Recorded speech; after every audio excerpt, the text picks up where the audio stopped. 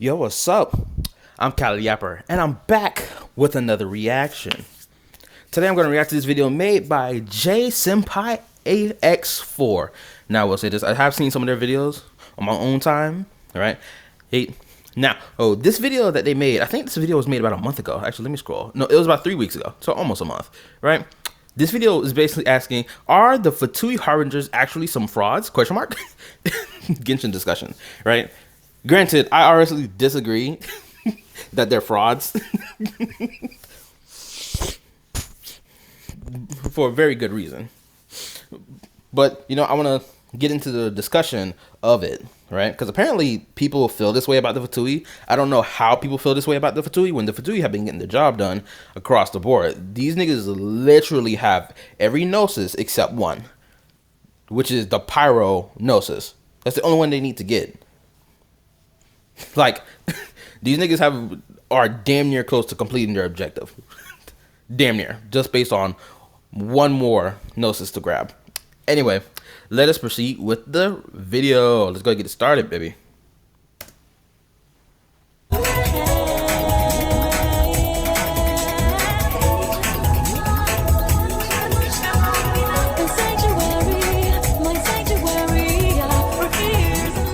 Are the Fatui some frauds? That's basically the sentiment I've been seeing a lot of people kind of be giving online when it comes down to it. Because high key, I understand. Like, if you really just look at it from a casual standpoint, boy, y'all can't get not pretty much anything done, right? Or at least that's what it feels like when you really just sit there and just look at it. Like, bro, half of your whole union of people is dead or just gone or just disjointed from your whole ass group. What? Even with that, right? Again, like I said at the start of the video, before I even started the reaction, right? The Fatui are literally one step away from completing their goal. As a organization, they're literally one step away, which is the Paranosis. That's the only thing they need to get. I know he's like reciting the sentiment of people online, but for people that are online who are claiming that the Fatui are frauds, who don't do nothing at all, it's like, if they really do nothing at all, then how the hell do they get their hands on these Gnosis if they aren't doing anything? They have to do something to get those Gnosis. I know they didn't have a 1v1 fight for every last Gnosis that they got their hands on, obviously, but they still got it one way or another. Which is the objective. The objective isn't the fight to get the Gnosis. The objective is to simply get the Gnosis. And they have. I don't understand how anyone sees them as frauds. What do you even have left? Like, well, what is even here? And honestly, there's really, for me personally, outside of Piero, there's literally not a single damn person that is within the Fatui that we don't know about that is of interest, right? That's just genuinely how it is. The only... Not of interest? What do you mean by that? Not of interest? I'm confused. Person outside of Piero that's worth a damn of my knowledge of what I want to see is Pantalone, because that boy got money. I mean, yeah, obviously, because he's a Fatui member, a Fatui Harbinger we haven't seen on screen yet, right? Granted, we have heard about him in passing in 2 separate quests. One was Yelan's story quest, right? Where she was hot on this nigga's trail, but he got away last second, right? And then the second time we heard about him was in Citlali's tribal quest, right? Where some Fatui members that was hired by a Fontanian artist, right, came with him into the secret caverns belonging to the Knights of the Masters of the Nightwind, trying to get their hands on this specific paint that was made by a Natlantian that Citlali knew, right? And that was her professional friend, right? The Fatui that were under this nigga right here, under his leadership, were trying to get their hands on that paint too, to get that money on, because they know they boss love to make money, and so do they. Right? Of course, the other Fatui Harbingers that we haven't seen yet on screen yet are also interesting to learn about. The mayor, that dude, we know he's a mayor, right? But we don't know exactly how he moves about as a mayor. We got little bits and pieces of it, but like, we haven't truly seen the extent of his character to truly understand who he is and how he is as a person, right? So he's still an interesting individual nonetheless, right?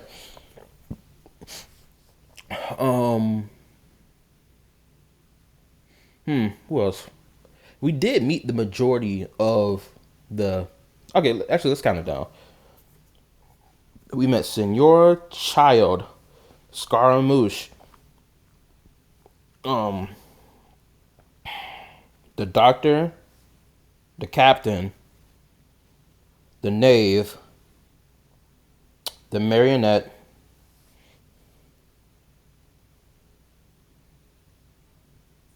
huh? Who else am I missing? I feel like I counted everybody. I know I said child earlier, so I know that for a fact. But I'm thinking back from region to region up to where we are. Columbina, right? So we met 8 Fatui harbingers over the course of 6 years, right? Let me count that again. Count that down one more time, just to be sure.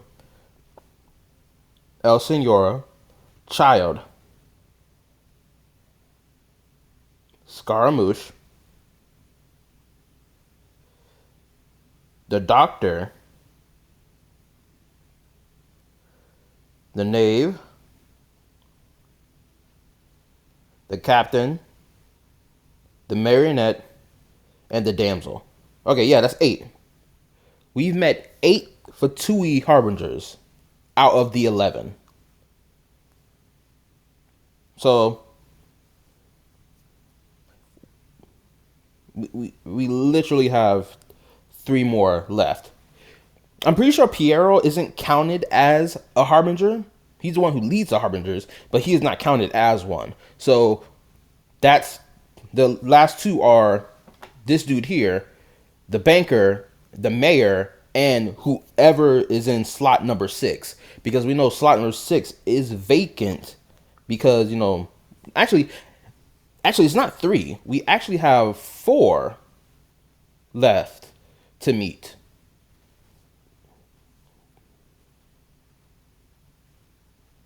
We actually have 4 of them to meet because slot number 6 is empty because Scaramouche isn't in that seat anymore, right? So technically, we got 4 more to meet. That's whoever is in slot number 6. Of course, this dude here on the screen, the banker, and then the mayor, and then whoever is the final harbinger that we haven't met yet. Shoot, I feel like I need to turn Genshin Impact on right now to get. Actually, let me go back. I know he had an image here of like Ivy Fatui member, right? Hold up. What is even here? And honestly, there's really, for me personally, outside of Piero, there's literally not a single damn person that is within the Fatui that we don't know about that is of interest, right? That is just genuinely how it is. The only person outside of Piero that's worth a damn of my knowledge. Crap. I didn't click further enough. Okay, here we go. Oh, the image is right here on screen. Damn. So yeah, hold on. Let me count it down. Met,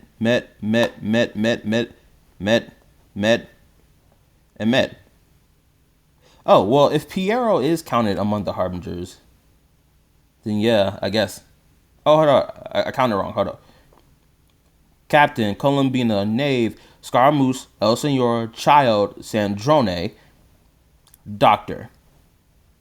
So yeah, actually there's 3 of them we haven't met on screen yet, being the banker, the mayor, and the jester. But knowing that Scaramouche and the whole thing he did related with Irminsul, he's technically removed from this 11. So even though we did meet him, he's kind of removed from the slot. So technically, there's 1 open slot in the Fatui for number 6, and number 6 has been vacant because manipulating the information of the world for slot number 6 has been empty for years now.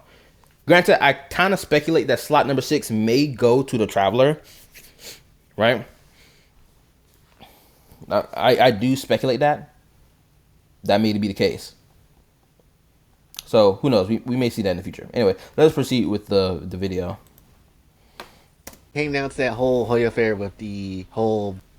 What I want to see is Pantalone, because that boy got money. That boy got some devious money, and honestly, when it came down to that whole Hoya affair with the whole blood money animation too, that was such a cool way of like showing Pants Alone, even if it's not the accurate version of him. Still, it's such a cool way of showing him because just like he don't care. You just feel like the type of guy that basically will screw you out of everything in all these other crazy ways, and then just do what he does. It's a very good animation. If you haven't seen that, check it out. But Panselo got bank. He got money. That's the only reason why I want to see what he does, because I know he could probably help me out with my top-up game. This video is sponsored by Enjoy GM. How dare you hit me with a top-up ad?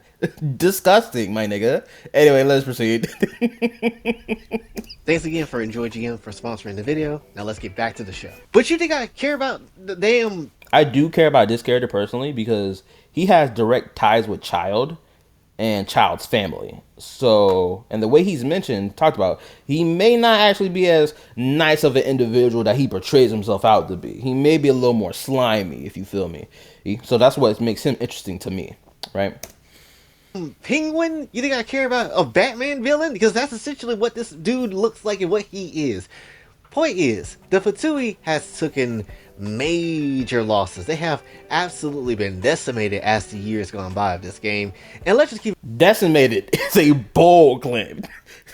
Decimated sounds like the whole group is about to fall apart. But we do know, mind you, we do know that the Fatui is not just, the Harbingers and the Sarita and then that's it, right? They have a whole bunch of foot soldiers from top to bottom.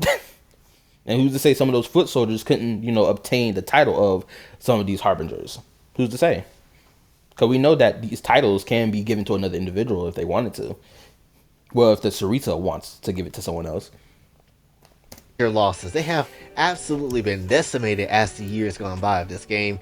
And let's just keep very much that. When they first were introduced, when they first showed off who they are, I ain't gonna sit here and lie. I was reeling. Because I was like, oh boy, this feels like Organization 13. No, and I know how them boys were back in that organization at Kingdom Hearts 2. I know they're finna cook over here.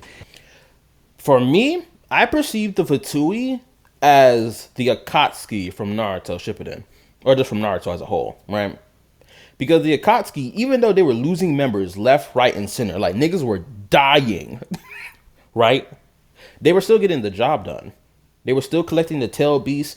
They were almost complete. Just needed to collect, the 8 and 9 tail, and then they were good to go. Right?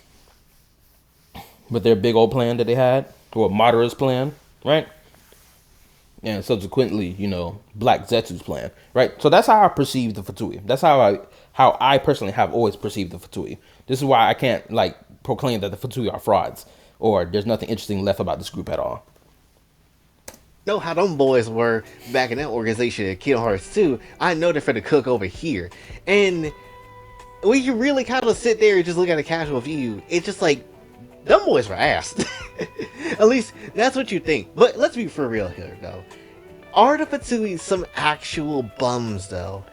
And to be honest, no, not really. Because essentially, they still got their job done at the end of the damn day. Capturing the Gnosis and bringing it back to the Sarita. Yeah, shoot, let me say this. If niggas want to talk about bums who don't get the job done, look no further than Team Rocket, nigga. Team Rocket from Pokemon's whole ordeal was to get their hands on Pikachu and bring it back to their boss. These niggas only succeeded, 1, 2 times out of the entire show running. They've only succeeded by twice. Mind you, I didn't say this. I didn't watch Pokemon in depth. So, or with every movie it's had, or every last iteration or installment of of show that progressed the story, right? I should mention that, right? So I don't know how many times they've captured Pikachu successfully and given it back to their boss, but I do know these niggas have a win-loss streak of 1,000 losses to 2 wins. If niggas really are out here perceiving the Fatui as if that's what's going on with them, just like how Team Rocket is moving, right? Or has been moving for the last 2 decades, 3 decades. Bro, whoever has that viewpoint, you are completely off your rocker. Their job done at the end of the damn day. Capturing the Gnosis and bringing it back to the Sarita. Let's be honest, Only Capitano is the one that failed that mission.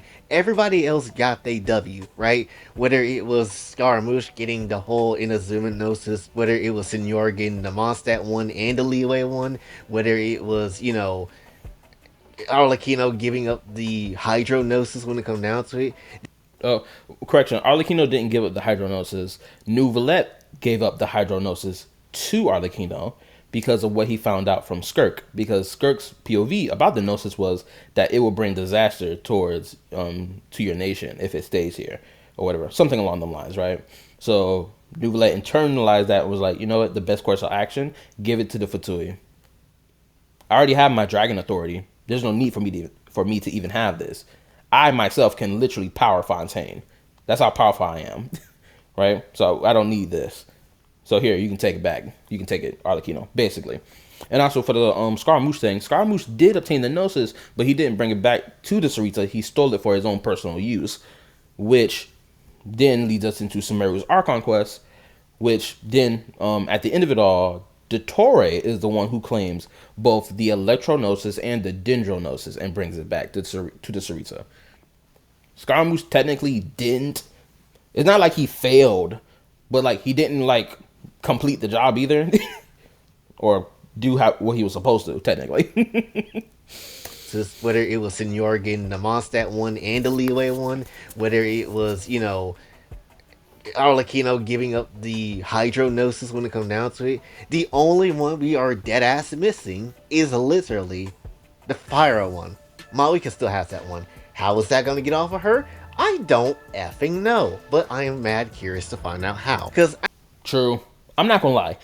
I'm gonna say this. I'm gonna give my point of view. At the end of Natlan's Archon quest, I greatly assumed that Columbina was gonna stroke. Mind you, we had no true idea of Columbina's combat abilities. So everything I'm about to say next is pure headcanon, right? Before we even had Columbina appear as a playable character in the game, right? Before we even went to Nodcry, right? I had this thought process, and mind you, this is due to like simply the fan animation. You know, the same one I criticized as being like, oh, we shouldn't be using that as a basis to be like, say like Columbina's character that we got in the game was bad or her gameplay is bad because it doesn't match fan animation, right? So basically, I used that as a point of reference in my brain for what Mavwika said at the end of the Archon quest for Natlan, right? Because we were like, okay, well, she clearly still has the Gnosis. Who's gonna come get it? Who's gonna come retrieve this Gnosis? Is it gonna be Dottore? Is it gonna be Columbina? I ain't gonna lie. I was thinking that maybe it was gonna be Columbina more so because we know that Dottore was in Nodcry, working on an experiment that he had to do, which we of course come to find out what that experiment is, right?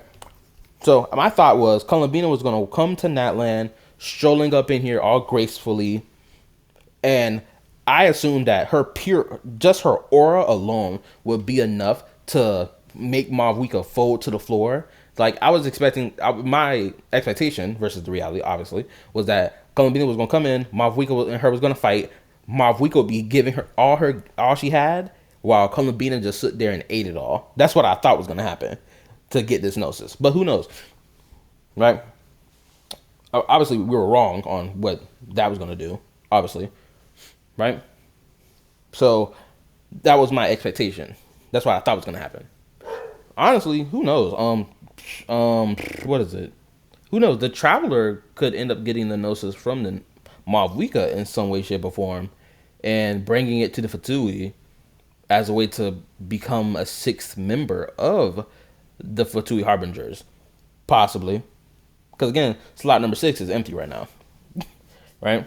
Granted, we have to understand the circumstance for why the Traveler would want to even join the Fatui at this point in time. Is it because he realized the Sarita's goal maybe is worth it to, free humanity from the shackles of the gods, especially after the fact that the Traveler has now proclaimed that Teyvat is their home, right?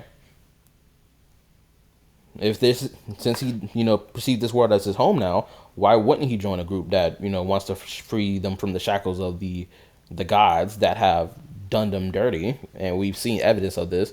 And it's not even out of malice that they've done them dirty. It's just, following the rules is the reason why they've done them dirty, right? Because they have the principles and their rules, right? Who knows? This is all speculation that I'm giving right now, but I think it is worth thinking about moving forward. Because I ain't gonna sit here and lie. That Gnosis has been on my brain 5 different times throughout the future of Nacracoessus. I have been like, oh, okay, so this is gonna happen here, but how the hell are we gonna get the Gnosis off of Malika? Like, at some point in time, something has to give where she has to give it up, right? Either the Saritsa get out of Snash Diet and come to Natlan herself to basically make. I mean, if the Sarita does that, I'm all down for it. The ice goddess coming to the fire goddess and basically rolling up on her spot, being like, "Give me that gnosis now," and completely overpowers Mavuika and just takes it and just walks away like it's nothing. It'll be devious. Now you know it would be even more disgusting if they off-screen that fight. Let's say if this does happen, if they off-screen that fight and don't show us anything of it, not even a flashback from Mavuiko's point of view of that fight, it's going to be disgusting. It will be. It'll be just as disgusting as Dainsla fighting that Abyss Lecter and them not showing the fight on screen. That's how disgusting it'll be.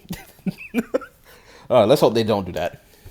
To make it a frosty as hell place when it comes down to it. And let's keep it very much a stack. As strong as Malika is, I don't think she's gonna be able to be stronger than having all the Gnosis pieces with the Saritsa if the Saritsa were to show up and herself come through when it comes down to it. So yeah, probably not gonna be a good time for Malika. And at the very same time of all that too, you know, maybe something of an abyssal war will come through, and maybe that's the way she get rid of the Gnosis or something else. We don't know. But that is just a fat ass priority when it comes down to it. Who knows? Mavuika may give it up voluntarily. Like, if there is something Abyss related, like, happening, or the Sarita makes a deal with Mavuika, right? And Mavuika considers it, and like, you know what, I agree with you and what you got going on. The reason I say this is because a lot of the Archons, every last Archon, has not, that we've come across, mind you, who've given up their Gnosis to the Fatui willingly, right? Every last one of them has never expressed a desire to get it back.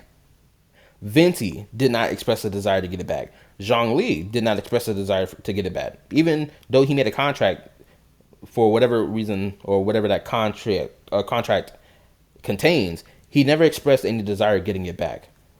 Raiden Shogun, right? When Yai said that she gave it up to save the Traveler's life from Scaramouche, right? We found out from Yai that, the Raiden Shogun long since cut her ties with Celestia, so she doesn't even want the Gnosis back, right? Sumeru, Nahida turned off the Akasha system, which was powered by the Dendro Gnosis, and she willingly gave it up. Of course, in exchange for valuable information that even she didn't know about, thanks to Dottore, right? Then when it came out to the Hydro Gnosis, like I said, Skirk mentioned how it may bring calamity to Fontaine, right? Neuvillette gave it up because there was no need for him to even have it because he was already powerful enough without it, right? Thanks to getting his dragon authority back, right? So a lot of the Gnosis being taken or being taken by the Fatui, a lot of the time it's been honestly willfully handed away or given up by the individuals who have the Gnosis, and none of them have really expressed any desire at all to get their Gnosis back, right? So we may have a case like that with Mavuika where she gives up her Gnosis willingly without the desire of wanting it back, right? Again, this is speculation. Hopefully this we see something out of this speculation, so that's more clear cut for us in the future. But regardless of that, going back to the Fatui though, basically you had, everybody kind of do their job for the most part. The only person that is still up in the air for like who is doing what or what is even happening is still Dottore. Like, we pretty much can also just take a guess that this man is not dead. At least in some shape and form, he's not dead. I'm pretty certain we can, believe that, right? So easily, it just comes down to which segment is alive. If it is another segment, if that was the original Dottore that died, who knows? Which of them is alive, and essentially, what are they doing now? That's basically the only question that we really need to be asking when it comes down to it, right? Because, again, if that glitch was anything, that showcases, he's still around. But when... Shoot, for all we know, he probably actually transcended fate like he wanted to, right? because he was like, "I'll transcend fate, right, and break free from the shackles of this world." Basically, right? I think he succeeded. It just like him being vaporized the way that he was done. It made it seem like, oh, he got destroyed. But for all we know, that could have just like dispersed his physical form, and his spiritual form transcended and was free from the shackles of Irminsul and fate, this artificial fate that was created by the heavenly principles, right? When it comes down to it, though, everybody else kind of, I feel like kind of either is again filling by the wayside or just just kind of left the Fatui as a whole because being Falling to the wayside is kind of crazy. Left the Fatui, no, that hasn't happened. is not there no more. That was their number three. Capitano sit down for eternity. Honestly, the captain may come back for all we know, right? Who knows? Some other spirit may possess his body, or maybe he's like, "Yo, I finished, you know, my objective. I rested for a little bit. The souls I've been carrying has been come back to the ley lines. It's time for me to get back to work, and cripple the gods, right? Type ish, right? He may come back for all we know. Let's have high hopes for him. So that's just how it is on that one. Child is kind of just chilling, I guess. Arlecchino Child isn't really chilling. The knowing that he's Ajax, his real name is Ajax, and learning about the lore related to like, oh, how names hold weight in Tevat's world, from Durin to the Traveler when you start the game to Ajax, Child and his name Ajax, right? Knowing that, and especially what we experienced with Natlan, because Natlan even showed it to us as well, that having a name that belonged to another individual in the past will influence your current fate that you're experiencing, right? Or you may experience a different fate from them, right? Depending on circumstance. So, taking that in consideration, Ajax, there's a lot of high potential going on for Child, aka Ajax, aka Tartaglia. He got high potential on what's going to happen to him as we proceed through the story. So that's just how it is on that one. Child is kind of just chilling, I guess. Arlecchino just chilling, I suppose. And And she's still chilling, but she's still like doing her job as a Fatui harbinger, right? honestly, would even go as far as to fight the Sarisa herself, even if she stood no chance of winning. When it comes down to it, if things wasn't gonna move with the Torre doing whatever the hell he doing, so we don't know about that one. Then at the very same time, Senora is still in a box. Then we have Senora may come back for all we know, right? Even though it's speculation, it's high speculation. so we don't know about that one. Then at the very same time, Senora is still in a box. Then we have, Scaramouche been dipped off when it comes down to it. And they don't even know who the hell that is. Mysterious Tenth Harbinger, because we still don't know who the hell that is, if there even is one. But when it comes down to it, though, you have Pantalone, and you have, Penguin Man, and you have Piero that exists. And sure, Piero probably the most wondrous one out of all of them. But outside of that, there's not really much there to be had. Now, they keep it very much a stack. I think there is one thing about their group that I feel like I wish we had saw at least once, and that is just them moving together like the damn Akatsuki. I wish we had a moment. I mean, we kind of did get that in Nodcry. Granted, just them not like being villainous. And this gather together moment, I mean, technically this did happen. It just didn't happen in game. We didn't get an in-game cutscene of this, but this was something that did happen. So technically, this is our Akatsuki equivalent scene, right?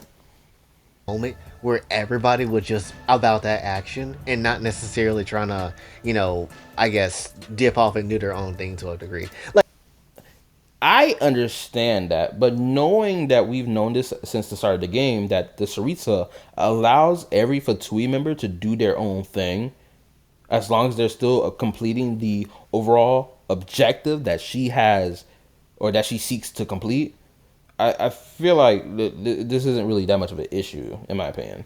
not necessarily trying to, I guess, dip off and do their own thing to a degree. Like, it's fine if you have your own journey, your own mission that you want to do, but I would love to have seen everybody just jump up and just, be like this fake ass version of the sixth path of pain and just start beating ass and do what they need to do. I think that's a little bit of an unrealistic expectation to expect from the Fatui. It's a bit of an unrealistic expectation, knowing how the writers have used the Fatui, or how they've made the Fatui navigate through the story, right? Like the Akatsuki wasn't like the Fatui. The Fatui are like a organization that belongs to one specific nation, and these niggas have diplomacy and all the other crap, national diplomacy or international diplomacy and trade and whatnot. Like these dudes got like their foothold in like a good portions of business as well. Like that's how the Fatui roll, right? The Akatsuki rolled with force, right? They moved about in the shadows, but like the Fatui, unlike the my bad, let me say this: the Akatsuki, unlike the Fatui, are a mercenary group, right? They originally started off as being like this group that defended the Hidden Rain village, because the Hidden Rain village was like caught in the crosshairs between the Hidden Stone and the Hidden Leaf, and they would wage their wars literally in the land of what waves, where the Hidden Rain village was, and the Hidden Rain was unfortunately the victim of being caught between two massive wars, or a massive war between two massive nations, right? These niggas went from peacekeeper group to, oh, we're now a full blown mercenary group, right? It's completely different from the Fatui, completely, especially how they operate. It's completely different. Like this fake ass version of the sixth path of pain and just start beating ass and do what they need to do. But we ain't getting that, which is extremely unfortunate, but that's just genuinely how it is. Now, granted as well, was the Fatui the ultimate villain of the entirety of the game? No, not really. They are very much trying to do things their own way of how they should go about saving the world, quote unquote. It's just not in the right damn way. They're very much extreme when it comes down to what they're trying to do. And as time goes on, we are just very much slowly integrating into the 2 hour damn cells when it comes down to it. But when it comes down to it, though, still, I don't think there's some frauds. Hell, to be honest, there's some absolute beasts among them that are just really very much, deserving of that Harbinger type title. Especially when it comes down to people like Arlecchino, because easily, yeah, she has the moon in her now, but she also could have easily washed Traveler like a few times ago when it come down to it, right? A few nations ago. So there is definitely that, and then she hasn't really displayed actually what she can fully do. But the only reason why she hasn't is because she could lose her own self when it comes down to the process. So there is that. Child still has yet to fully reach his full potential. Haven't seen him in a good ass minute, but still hasn't reached his full potential. So there is that. Then at the very same time, we haven't really seen, the captain in his prime. The captain in his prime probably would have beat ass 5 times over. But we haven't seen that, and we will probably never see that, just because, the captain is not only just sitting like a dad at a whole ass, a grill party or some shit like that, but at the very same time, he's also old as shit. He is not in his prime anymore, so that's just how it is on that type of timing. Then at the very same time, when you look at, Kalavina, she's the moon goddess now, the Trialune goddess when it comes down to it. So she has no intention of going back when it comes down to it. Sandrone was murdered in front of us, and she's dead for now. And essentially, it's just like, damn. So she's gone too. So when it comes down to it, Well, technically, she's not really dead. Technically, because she is an android robot. Well, she's not a cyborg, but she is an android, right? If you did read the book that belongs to her, that was like her notes about like the world formula, I think, that she had, it's put in the traveler's room after the quest, right? And it goes into your inventory, right? If you go to the last page, they mention how they recovered like her core or whatever, and potentially, and how they could potentially like, you know, reconstruct her again. So if let's say this, let's say they do reconstruct her, which more than likely will happen, she probably will be a different individual entirely from what we've met before, or she may be a little more unhinged than how we originally, or how she originally was, right? Because the version of her we did met, she was unhinged, but not in like some devious, villainous way. But who knows? If she gets reconstructed by Dottore, if Dottore has survived, or another segment of him is around and he reconstructs her, she may end up being a villainous individual entirely. Possibly. It just but still, ultimately, I would argue they still did their jobs at the end of the day. Did they complete every little task that the Sarisa probably had them to do? No. Let's just keep it very much stacked. No, the hell they didn't. And to be honest, I wouldn't even be surprised. Wait. What little missions did they didn't complete that the streets had sent them out on? Unless we're saying like a hypothetical that there may have been missions that they were sent out on to do and didn't complete, then okay, sure. Right? If they just really are here just to collect the gnosis, and that's basically it. I know Brain Online once said that they could be like a sort of government and establish something for the new world, and after they get done burning the old one away, and I could see that being the case. But also at the same time, there's not many people of that group that's left, unless they're gonna find some way to bring.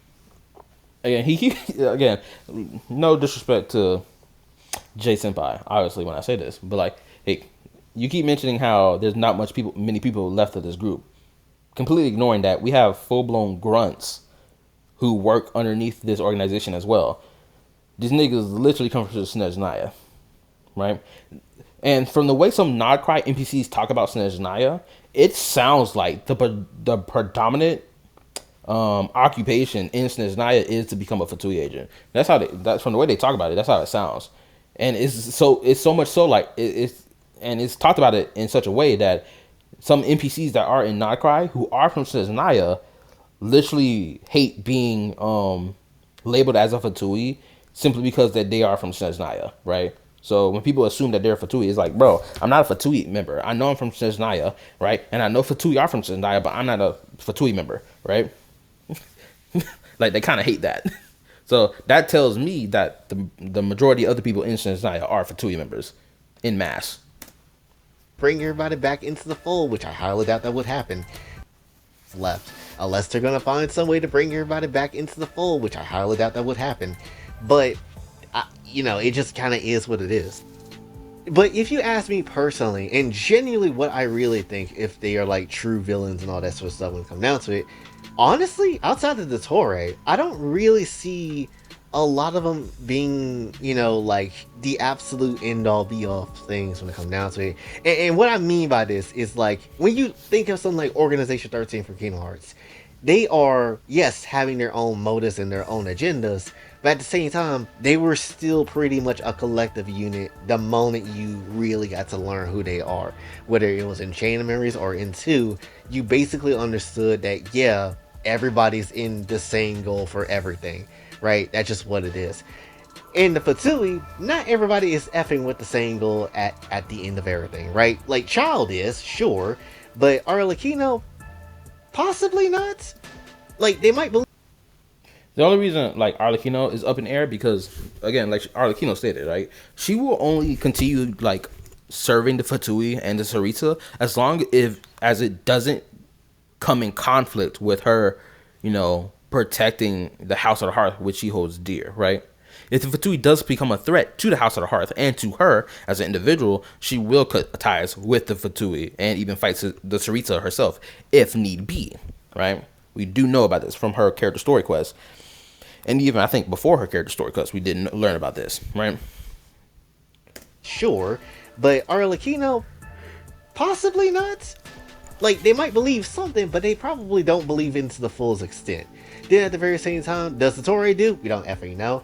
Capitano did his. But without a shadow of a doubt, Dottore more than likely absolutely agrees with the Sarita, knowing that she's trying to, knowing that the objective of collecting the Gnosis and like the Fatui as a whole is to seize authority from the gods, and knowing that Dottore literally had primordial god power in his hand, without a shadow of a doubt, this nigga most definitely agreed with the Sarita and her plan.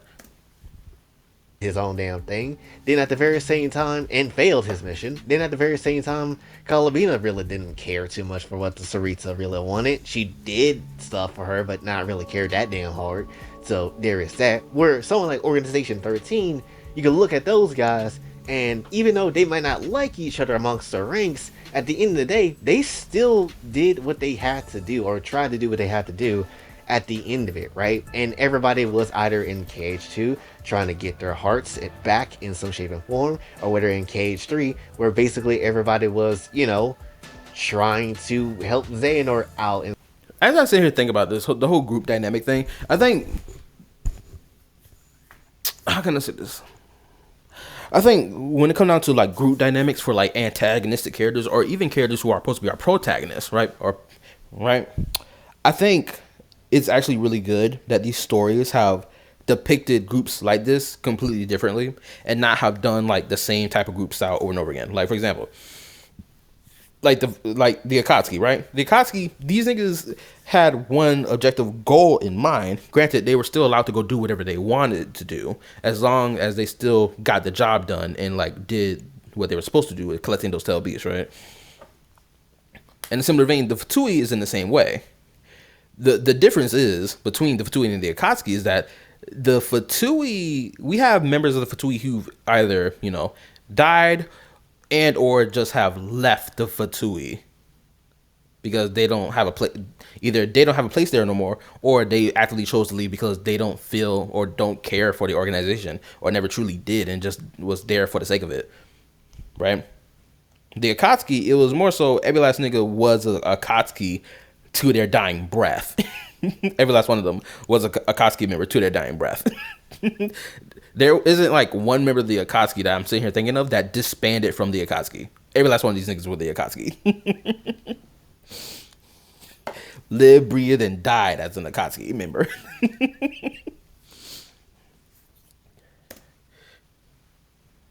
in some shape or form. And then, hold up. I'm on episode 23 of Gachakuda, by the way. I should say that, right? Gachakuda, even the way that their antagonist group is, set up as, right? They are all in designed a pretty interesting way. You got one dude who's not really trying to squabble, but, he will after he, like, has a sit-down conversation first, which is that older guy, right? Who's a pretty chill dude overall. Then you got that nigga Jabber Wogger. Oh my goodness, don't get me started on that nigga Jabber. That nigga Jabber is a straight demon, absolute crash out demon. This nigga gonna get the job done. He was ordered to do something, he gonna do it because his boss said he was gonna give him a reward for completing his task, right? He clearly respects his boss, probably because his boss is stronger than him, without a shadow of a doubt. And he like, bro, my boss told me to do this. I'm gonna get the job done. That young boy Jabber gonna get it done, right? Then you had the woman with the electric hair. Unfortunately, spoiler alert, she did not make it. But even she was still, trying to get the objective done. Then we had that scaredy cat guy. I have not continued watching up till past episode 23. Like, I'm at episode 23. I haven't watched episode 23. So I got 2 more episodes to watch before I'm finished watching the whole thing. And I have yet to see what he's going to do. He's been portrayed as a scaredy cat who won't fight back unless someone throws the first punch at him. And then, who was the other member? I feel like there was another member among those niggas.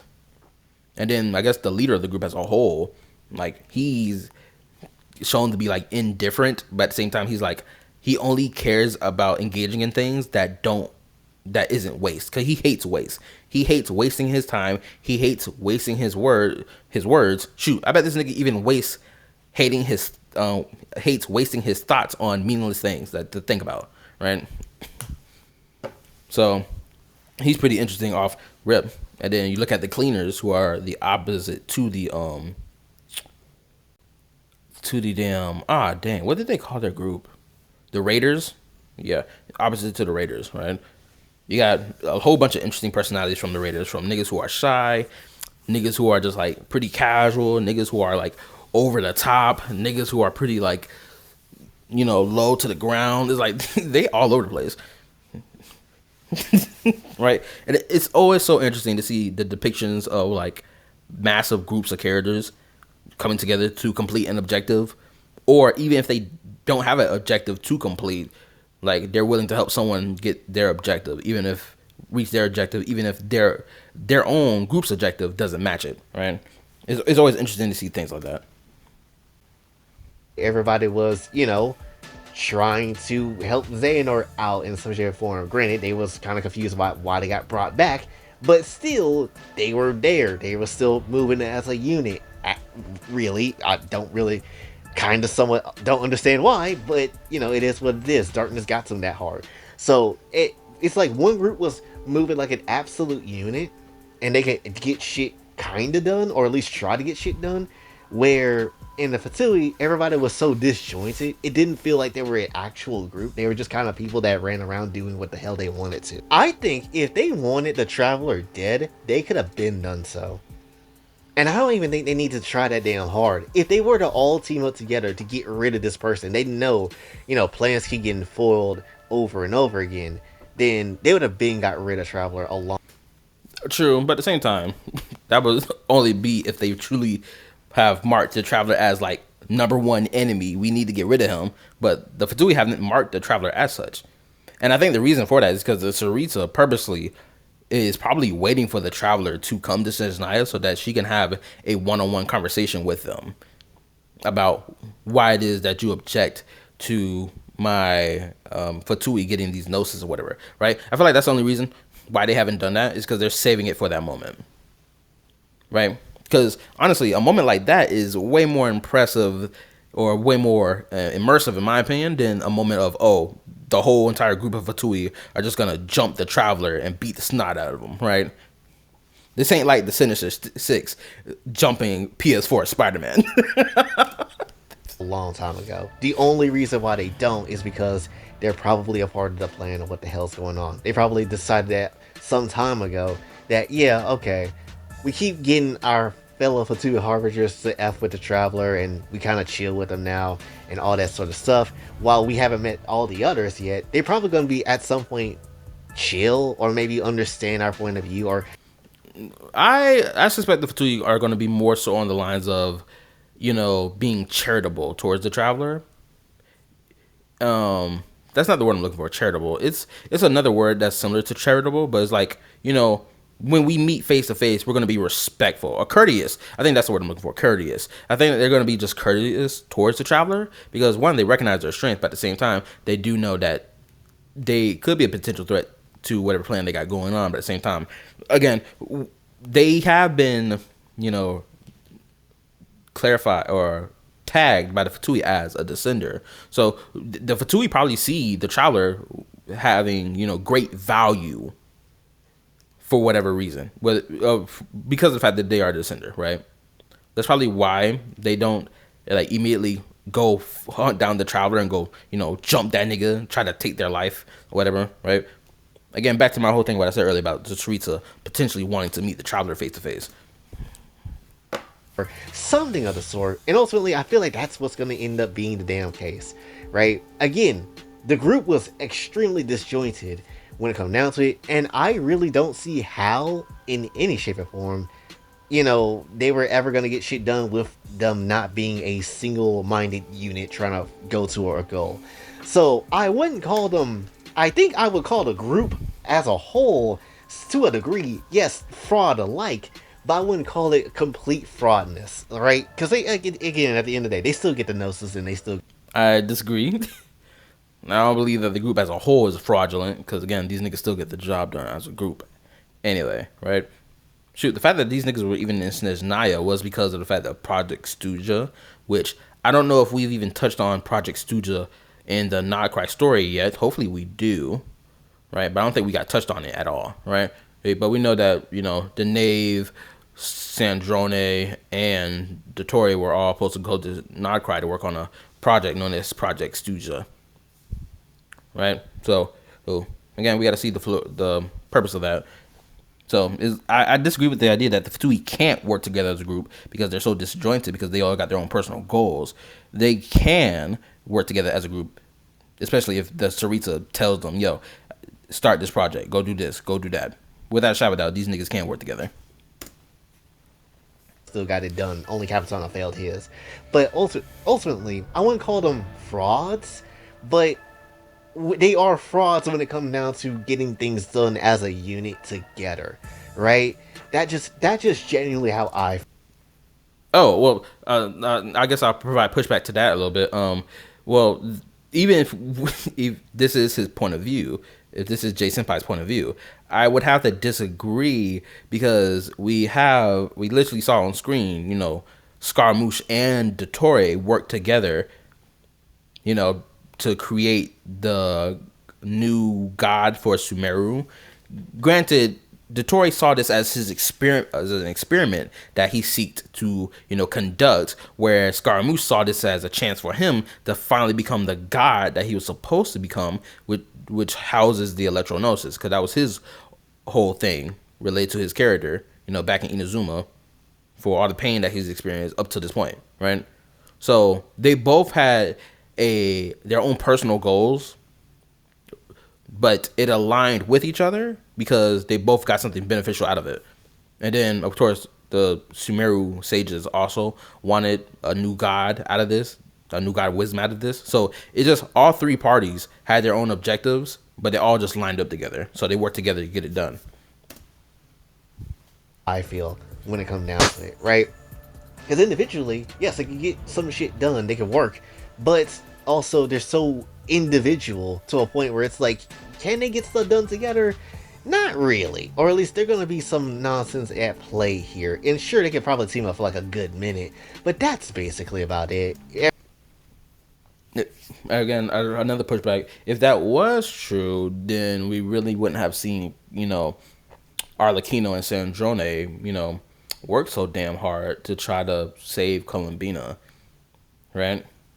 If the Harbingers truly couldn't work together as a group because they're so individual, right? Everybody's still gonna have their, feelings about each other and not work as a solid total unit as you would think they would be. And you want these people to run the new world? These are the people you think that should run the world as a whole if the old one get burnt away? I don't know about that. But yeah, I kind of wanted to again bring that up because I was just thinking like, man, out of all the crazy groups that we've seen in fiction as a whole, whether it's the Akatsuki, Organization 13, all these other people, and it's just like, man, this group faction kind of doesn't really fit. Kind of doesn't really work. Honestly, if I'm going to be honest, it feels like even if you look at something like Final Fantasy VII with the Shinra Company and the people that worked at the Shinra Company and all that sort of stuff, they felt more like a unit and they are extremely disjointed when it comes down to it. They felt a slight bit more like a unit than the Fatui kind of does. And that's just kind of what it is. I just, again, I Personally, I disagree. Like I said earlier, I disagree with this take. wish we got to see more of them together on screen doing something important together instead of just kind of just doing their own thing, kind of showing why they're the Fatui, why they're Harbingers and all that sort of stuff, beating ass together. But we just don't ever. Again, the whole beating ass together point.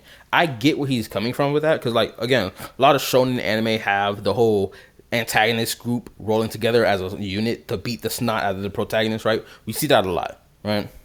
And some shows that are like shonen adjacent or games that are shonen adjacent, like Kingdom Hearts. From what I can understand from how people talk about Kingdom Hearts, mind you, I've never played it. It sounds like a game that's like shonen adjacent. Someone can correct me if I'm wrong about that, but like, yeah, again, it's just the way Hoyoverse has written their villains. They don't write their villains or their antagonist characters rather as like, oh, we some jump jutsu niggas, right? We spinning on your block deviously. We taking you out, sliming you out, right? The Fatui don't like move like that unless they've been ordered to be like, yo, go stop them. Don't let them get past here. Or, oh, we've been looking for you, and then the traveler just gets in their way, right? Right? So they're not really this jump jutsu group, right? They more so are the group that schemes, enacts a plan, the plan is in motion, type ish, and then they move about like, I guess, what's the word I'm looking for? Not democratically. That's not the word I'm looking for, but they just don't conduct themselves in like combat first. It's more so they do the talking first, or rather they do the talking the most before we get the squabbling, right? Whereas groups like the Akatsuki or whatever, like these niggas would do talking less and more fighting, because every last nigga, the Akatsuki is a freaking bloodthirsty killer. Let's be honest. Majority of them niggas are devious, true demons. Yeah, I just think the way that they handled the Fatui is just completely different from other properties and how they handle their groups, right? Because I think it just like breaks the norm of what we expect of a group of antagonistic characters, right? Because first and foremost, another thing that kind of breaks the norm of it is that these antagonistic characters are, associating themselves with the protagonist, and in some way, shape, or form becoming an ally or a actual friend of our protagonist of Genshin Impact story, right? That doesn't really happen a lot in other stories that have similar groups, right? Again, I could be wrong. Someone can correct me in the comment section. Ever get that. So that just unfortunately how that went. But still, do I hate them? No. But I just wish there was something else they could have shown with them together to really showcase we are effing harbingers. We're not to be effed with. That's just that sort of thing. Where it feels like, honestly, that's the type of energy they carry with the shades.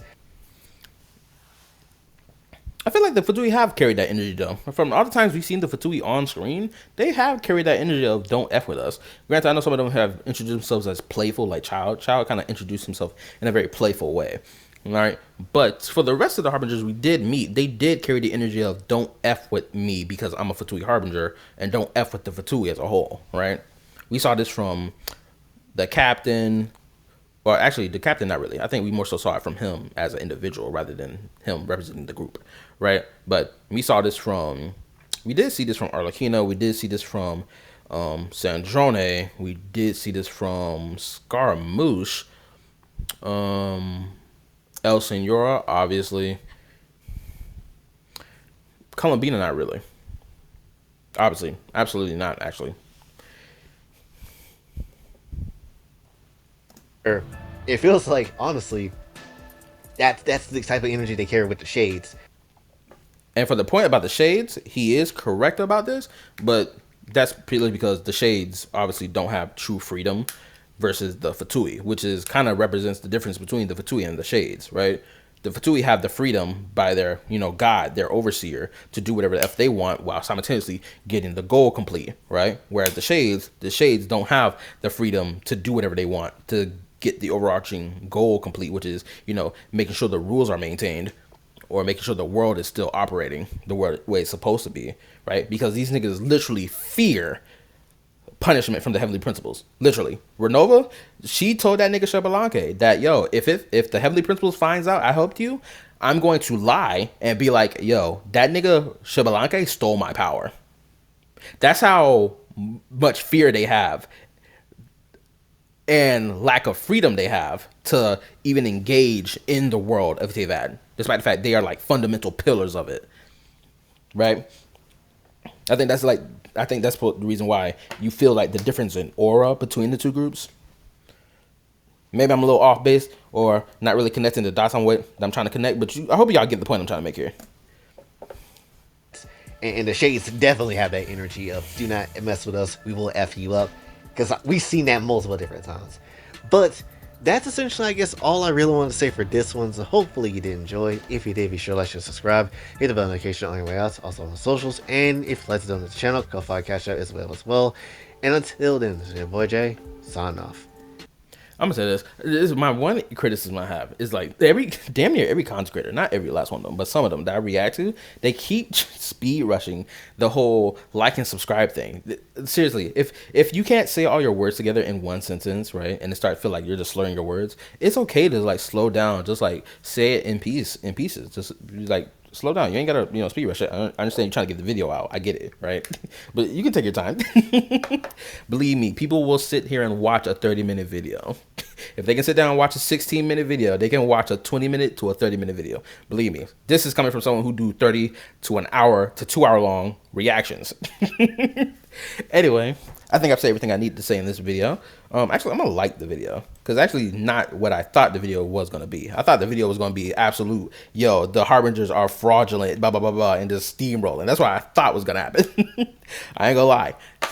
Anyway, they have another video here talking about the Traveler. Had the Traveler finally beat the blank slate main character allegation?